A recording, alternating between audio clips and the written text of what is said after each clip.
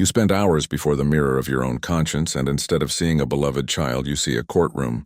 There's a constant voice, a murmur that never silences, that punctuates every failure of your day as if noting errors in a black ledger. You wake up, and before you even touch the ground, your mind has already begun to tally up the debts. You should have prayed more.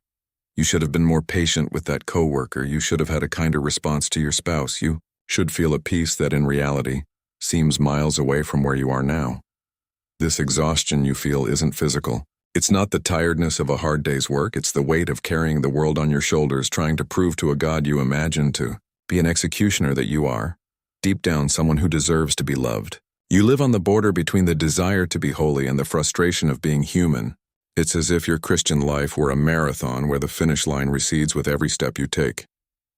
You try to compensate for your humanity with a rigorous religiosity, thinking that if you stick to the agenda, if you follow the protocol, if you avoid mistakes, you will finally be able to silence that accusing voice that lives inside your head. But the truth is that this effort is a dead end. You are trying to heal a wound in your soul using the same logic that caused the cut. The guilt you feel is not an engine of sanctification. It is merely fuel for your own self-destruction. You believe that your self-criticism is a sign of maturity, that being hard on yourself is the only way to prevent God from being hard on you. But this is a lie that has kept you prisoner. The fault is not in your effort. Because you strive like no one else, you give yourself, you want to get it right. The problem is that the tool you are using to measure your worth is broken. You are trying to balance a scale where the weight is your human performance and the plate is your divine acceptance. And on this scale, you will always lose. Imagine two people walking along a steep, slippery trail under a merciless sun. The first person, let's call him Lucas, is carrying an immense backpack made of heavy leather and full of stones. Lucas believes that to reach the top of the mountain, he needs to prove he deserves the view from up there. Each stone in the backpack represents a mistake, a sin, a failure he committed during the week. He struggles, sweats intensely, stumbles over his own feet, curses the path, constantly looks back to see if the marks of his feet are perfectly aligned. Lucas is exhausted, his back is in tatters, and with each meter traveled, he feels more unworthy to continue. He believes that if he drops the backpack, he will lose his identity, because he has defined who he is by what he carries. He lives in constant panic that if he doesn't carry that weight, he won't be taken seriously on the journey. His relationship with the final destination is based on the fear of disapproval. He can barely look at the trees, he barely feels the wind on his face, he's focused only on the pain in his shoulders, and the obligation not to stop. On the other side, walking the same path, is Helena. Helena also made the same mistakes as Lucas. She also failed, she also had days when her patience ran out and her faith wavered. But Helena discovered something counterintuitive. She started the walk, looked at the heavy backpack and realized she wasn't made to carry it. She didn't throw the backpack away because she was careless, but because she understood that there was a guide on the trail who had climbed that path 1,000 times before her. Helena walks empty-handed, not because she is perfect, but because she accepted that her perfection doesn't come from the strength of her muscles, but from trust in the one who called her to the walk. When she stumbles, and she stumbles frequently, she doesn't stop to mentally whip herself. She looks to the side, takes a deep breath, and continues. She has time to admire the flowers by the roadside. She has time to talk to other travelers. She has time to rest when the sun is strong. The difference between Lucas and Helena is not the absence of mistakes, it's their relationship with failure. Lucas sees his mistake as a debt he needs to pay, so he becomes his own worst judge, a relentless public prosecutor who never closes the case. Helena sees her mistake as a reminder of her dependence. When she fails, she doesn't hide. She draws closer to her guide, while Lucas isolates himself in his shame, believing he needs to cleanse himself before being seen. Helena walks towards the light, knowing that it is the light that cleanses her. Lucas thinks his self-criticism is an act of humility, while Helena understands that true humility is stopping trying to be your own savior. He lives under the shadow of a self he built to punish himself, while she lives under the grace of someone who knows her deeply, and yet insists on walking beside her. The pain you feel today is the pain of trying to be a Lucas in a world that, in truth, can only be navigated by those who understand that human strength has a limit, but grace is the fuel that never runs out. You are not your own judge. You were not appointed to that position. Have you ever wondered why?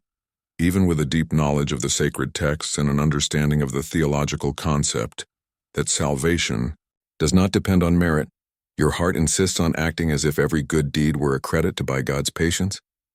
There is a scene in the Gospels that seems to have been written precisely to describe this exhaustion, a moment when the tension between human expectation and the reality of grace reaches its peak. Imagine the scene: the dust of the Judean road, the heat reverberating from the stony ground, and the dust mingling with the sweat of those walking behind a master who never seems to be in a hurry, even though the world around them is ablaze. There was a man, a rich young man, running towards Jesus. He wasn't walking, he was desperate. That young man carried a heavy armor of morality. He had fulfilled every commandment of Mosaic law since his youth. He was the top student in his religious class, the man everyone wanted as a neighbor. But when he knelt before Jesus, the question he asked wasn't about what he still needed to learn, but about what he still needed to do to secure his destiny. He was trapped in the logic of addition. He believed that the spiritual life was a checklist, an endless climb where the top was reserved only for those who never stumbled. And Jesus' response when he looked at that young man wasn't praise for his heroic effort or recognition of his exemplary discipline. Jesus felt love for him, but precisely because of that love, he dismantled the entire structure that man had built. He asked him to let go of everything. And what does that mean for you today? It means that your attempt to be the protagonist of your own redemption is what's keeping you from the peace you seek. That young man went away sad not because he was a bad person, but because he was too attached to his own performance. He was a slave to his own ability to maintain appearances. Now consider the workings of a high-voltage power transmission system, like a large grid supplying a metropolis. If you try to connect a household electrical appliance directly to a high-voltage line, what happens? The appliance simply explodes.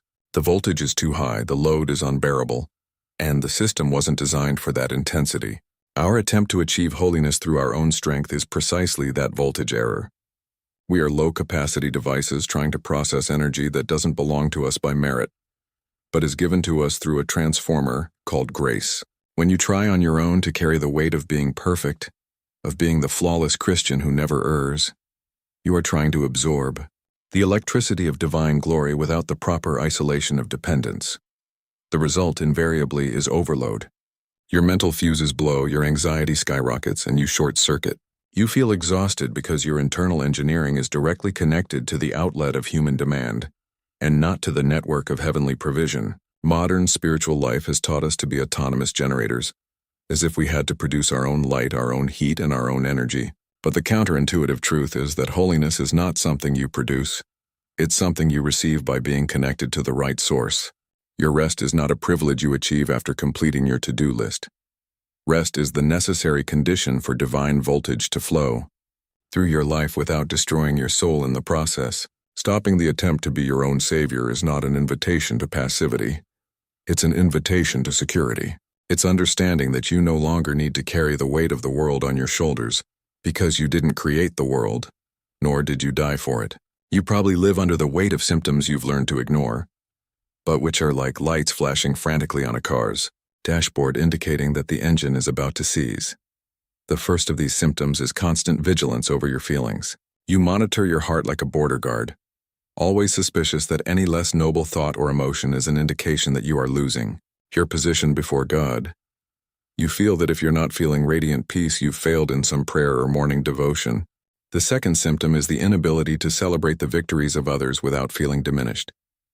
When you see someone growing or living a spiritual life that seems lighter, you feel a pang, not because you wish them harm, but because your insecurity interprets their progress as proof that you are falling behind in the race. It's the syndrome of the runner who looks to the side and loses their breath because they are more concerned with the speed of their neighbor than with their own breathing. The third symptom is cynicism regarding rest. You try to rest, but your body never truly relaxes because your mind is operating in standby mode, ready to be activated at any sign of trouble. You feel guilty for not doing something productive, as if your worth were tied to your ability to solve problems, including problems that only God can solve. The fourth symptom is a prayer routine that has become transactional. You enter your time of conversation with God already with a list of requests and a report of the day's mistakes, expecting that by presenting this report, you will receive a sentence of approval or punishment. These symptoms are not sins that require you to ask forgiveness as if you had committed a crime against humanity. They are merely indicators, yellow lights on the dashboard that are telling you that you are operating outside the zone of grace. They are warnings that you have unplugged the cable of your dependence and are trying to run your life system on the battery of your own self-criticism, which, as you have already realized, doesn't last long and is always about to run out. Understanding this is the first step to stop fighting against who you are and begin to rest in who He is, transforming your walk from self-imposed punishment into a journey of recognizing the provision that has already been guaranteed. What remains now, after we have mapped the origin of your exhaustion and diagnosed your disconnection, is the transition to practice, to the factory floor of your daily life. This isn't about adding another spiritual discipline to your schedule, as if you were an apprentice trying to accumulate points in a video game. On the contrary, it's about a process of emptying yourself. The first change in mindset is relinquishing control over the micro details of your character.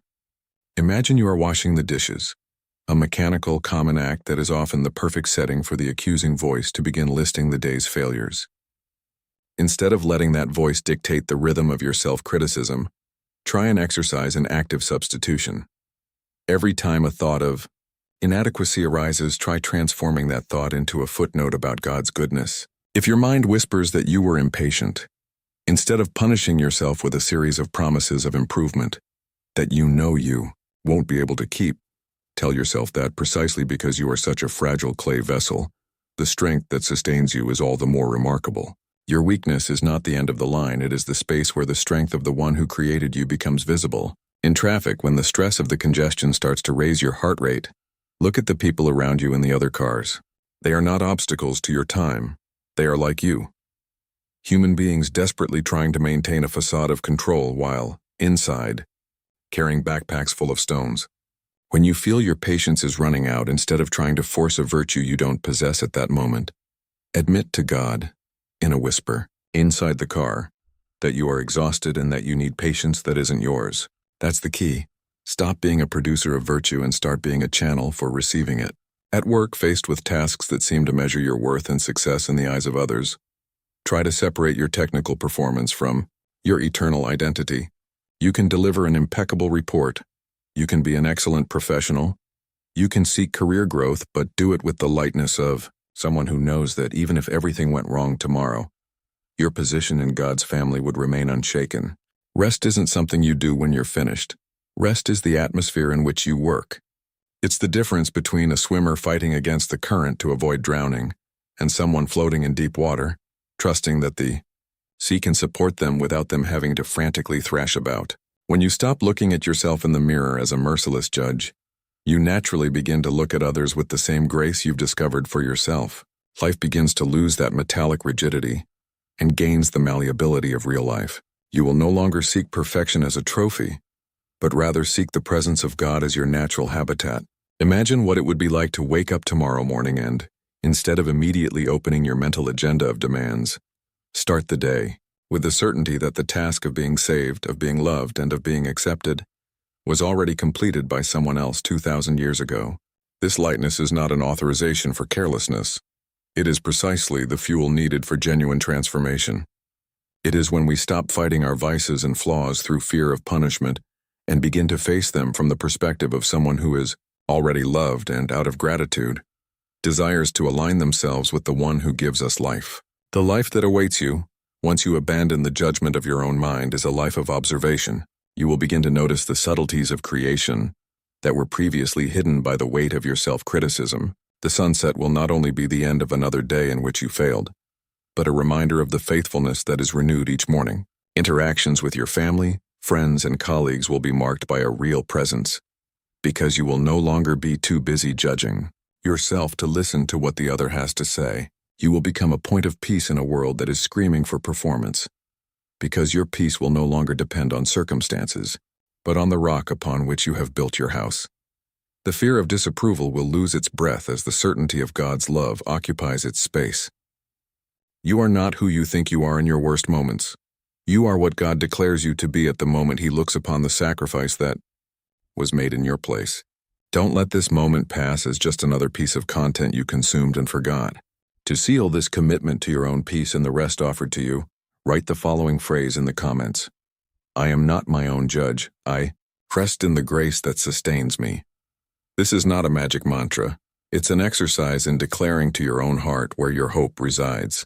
And if you know someone, a friend, a family member, or a coworker, who is also carrying this heavy backpack of self-criticism and exhaustion, send this video to that person right now. Sometimes the greatest act of love we can have for someone is helping them release a burden they didn't even know they needed to carry. If you feel these words touched a place that needed relief and you want to continue the journey of understanding how to live this Christian freedom in a practical way, subscribe to the channel and activate notifications. Here, we will continue deconstructing the religiosity that imprisons us so that together we can find the path to abundant life, which, in truth, has always been available, just waiting for us to stop fighting to receive it. Your effort is not your identity. Your identity lies in what you have done, not in what you are capable of doing.